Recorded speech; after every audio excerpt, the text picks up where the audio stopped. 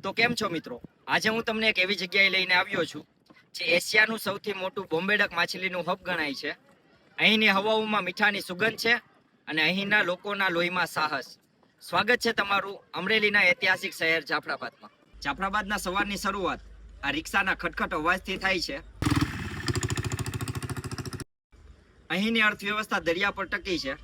હજારો પરિવારો આ દરિયાદેવના સહારે પોતાનું ગુજરાન ચલાવે છે. મારી આસપાસ તમે જે બોટ જોઈ રહ્યા છો તે માત્ર કોઈ માળખા નથી, પરંતુ હજારો પરિવારોના ઘર છે. જાફરાબાદ બંદરે એશિયાનું સૌથી મોટું બોમ્બેડક માછલીનું એક્સપોર્ટર ગણાય છે.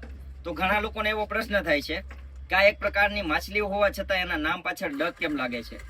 તો આ માછલીના નામમાં ડક એટલે કે બતક હોવા છતાં આ કોઈ પણ જાતનું પક્ષી નથી, પરંતુ એક વિશિષ્ટ પ્રકારની માછલી છે.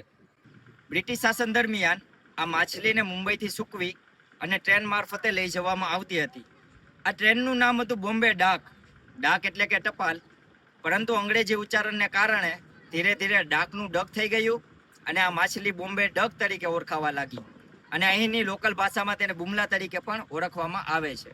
આ બુમલાને માછીમારોની બહેનો દ્વારા પાણીથી સાફ સફાઈ કરી બે બુમલાને એકબીજા સાથે જોડી અને દોરી પર લટકાવવામાં આવે છે, જેને અહીંની સ્થાનિક ભાષામાં વગડાવવું કહે છે.